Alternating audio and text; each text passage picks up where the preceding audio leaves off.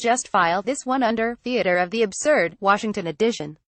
When President Trump came into office and decided to keep David Shulkin on as the head of the VA, I had some misgivings about leaving an Obama holdover in such a critical spot. But he pleasantly surprised me by picking up the mission as defined by the new president and moving to clean things up at the VA. Rules were changed to make it easier to fire poor performers, and Shulkin quickly got to work cleaning house. One item on the agenda wound up being the matter of Brian Hawkins, an executive at the vast D.C. Medical Center. He had allegedly been discovered sending sensitive information to private email accounts belonging to himself and his wife, along with irregularities in the ordering and handling of medical material. After an investigation, Shulkin moved to fire him for, allegedly failing to exercise effective oversight, follow instructions, follow policy, and for lack of candor. So, a job well done, right? Identify the problem and get rid of it. So we're ready to move on with the next challenge. Well, not so fast there, buddy. Hawkins is back in the employ of the agency, although in an administrative role, not dealing with patients, and it looks like Shulkin is going to have to fire him again. And the culprits here are our old friends on the Merit Systems Protection Board, MSPB. Government executive has the details.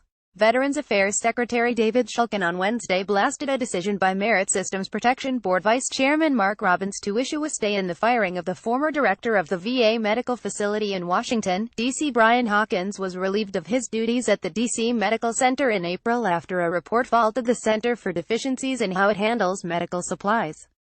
He worked in an administrative role at the agency's headquarters until June 9, when officials proposed that he be fired. The Office of Special Counsel, which investigates allegations of prohibited personnel practices in the federal workforce, has taken up the case and had requested a 45-day stay for Hawkins while it looks into his removal. Robbins said in his decision that he was granting the stay in part due to the deference that generally should be afforded to OSC in these matters. Hawkins is apparently trying to claim that he's some sort of whistleblower and the VA was retaliating against him. The basis for that claim is that he was allegedly looking into inefficiencies in his center's logistics department, and that had forwarded those concerns to the VA Inspector General. But is exposing inefficiencies the sort of groundbreaking truth-telling which gets a senior executive fired? Doesn't sound like it, really. And even if that's related to the actions being taken, why is sensitive government information showing up on his wife's email account? In any event, he was in a position where he was in charge of facilities dealing directly with veterans in need of medical care. In Shulkin's opinion, that was an unacceptable situation and he had to be removed.